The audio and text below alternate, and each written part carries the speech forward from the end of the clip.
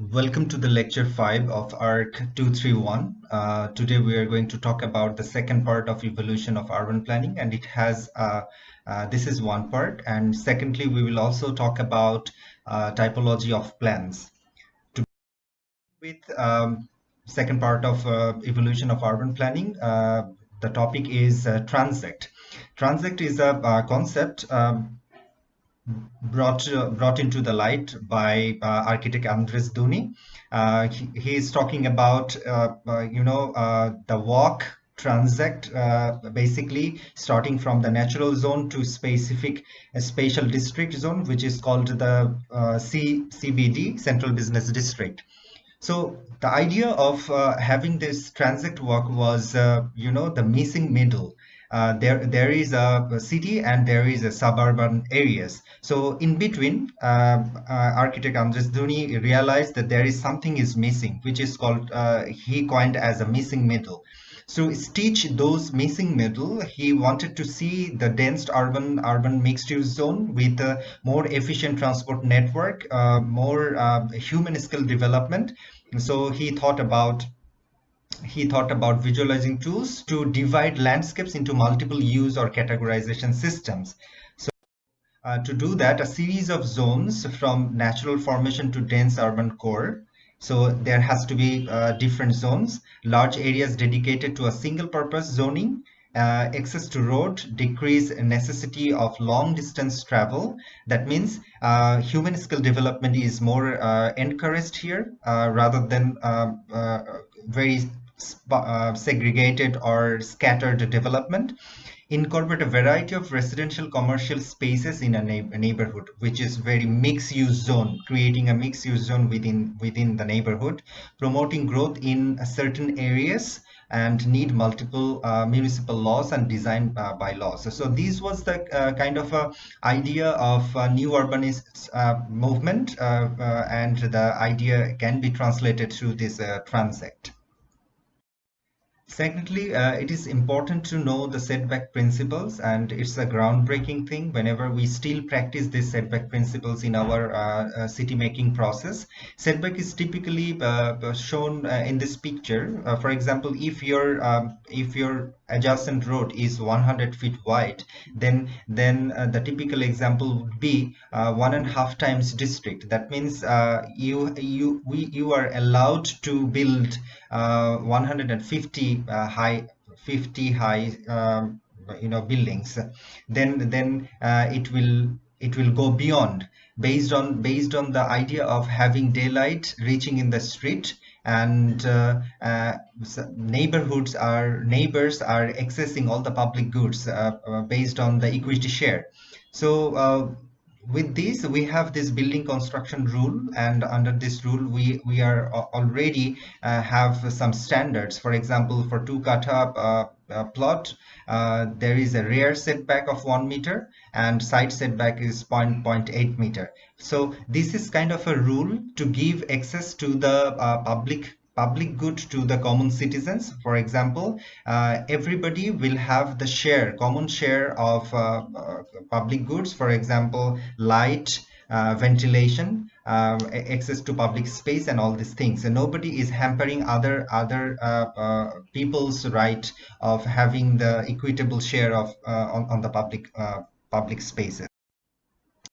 Then we can talk about Noli map. It is very age-old concept given by Gambiosta Noli. The map is produced in 1748, and that is one of the kind, where we see the solid and void system of a city. It looks, for example, you can imagine in that time there was no drone, there was no aircraft to look on city from the above like a bird's eye view. But Mr. Noli tried to sketch the city view from above, for example, tip of the hill or mountain. So every block is viewed instead as if the cartographer were directly above it. That is a kind of a groundbreaking idea to see a bigger portion of cities from the above. Then it comes to psychogeography.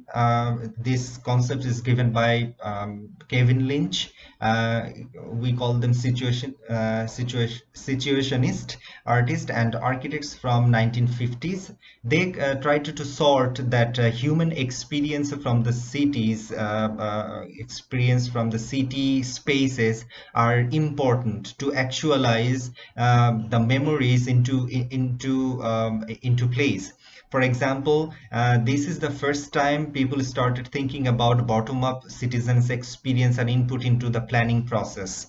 Well, in this case, geographical experience of the city and reveals that the illuminated, forgotten, or discarded, marginalized aspects. For example, every citizen has their own memories towards the space they grew up, right?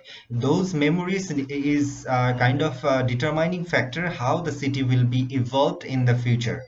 So it is important to understand psychological or behavioral science and bottom-up approach of deriving a plan was first thought of through this concept. So still we are advocating that psychogeography is a very big part of city making process.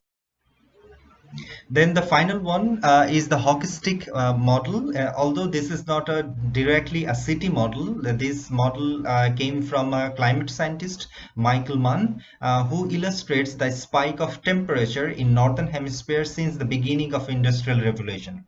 So from the beginning of industrial revolutions, the temperature is started increasing exponentially. So what is the implication of it? If we translate this scenario into our cityscape, then we see people are increasing in cities, services and amenities are required as per the demand placed by the people. So the infrastructure is increasing, and business activities and a lot more other activities are increasing. With this note, that everything is exponentially increasing based on the demand placed by people on the ground. So there are subsidence effect of having all this spike of services, spike of population and everything, and there is a direct relationship with the natural setting, how much pressure we are putting to the ground. So city making equation is always related to people and place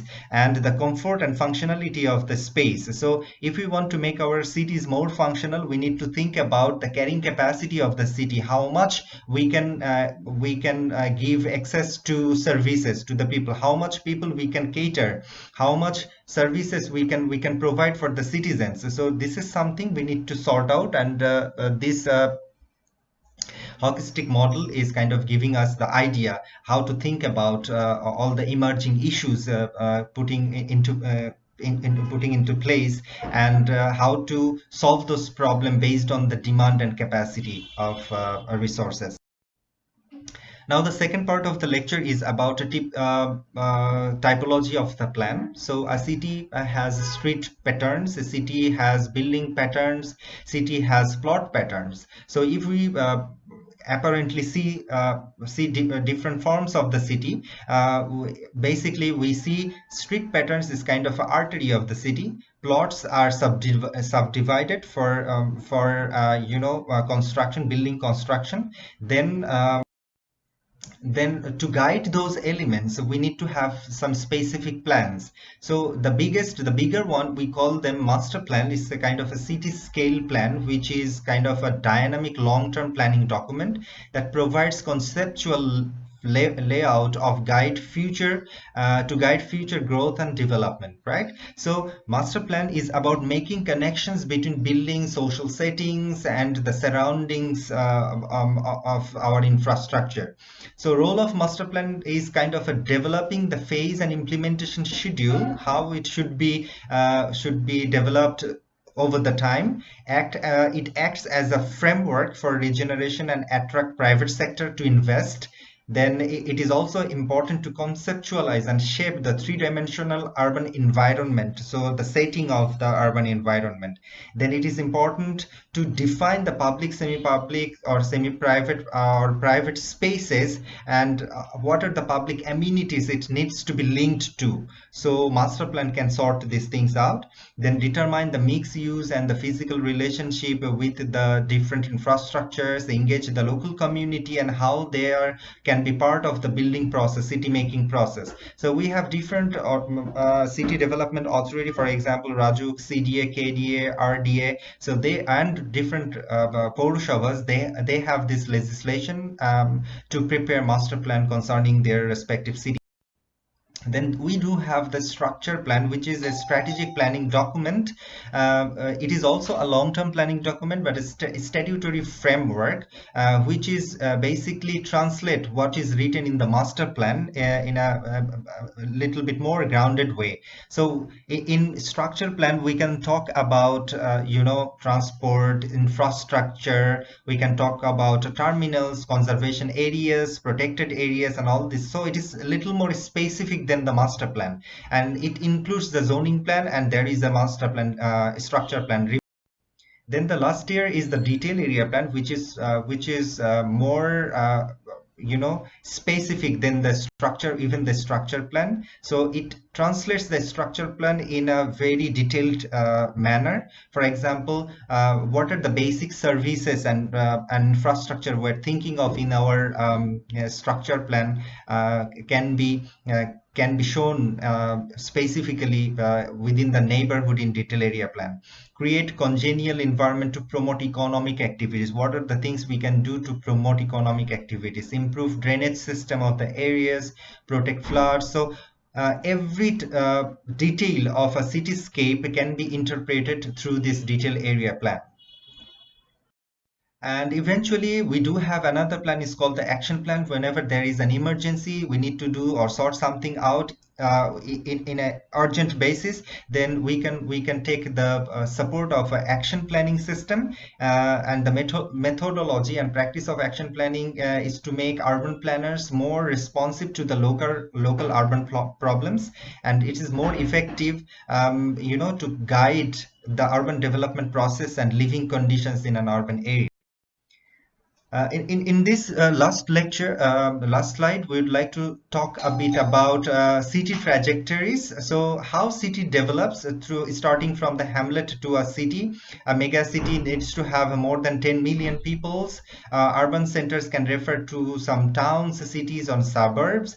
Metropolitan cities can have the population is 500,000 to less than 10 million. So these are the classification or different types of city, different types of towns and hamlets based on the population size. So this is it for lecture 5. Thank you so much.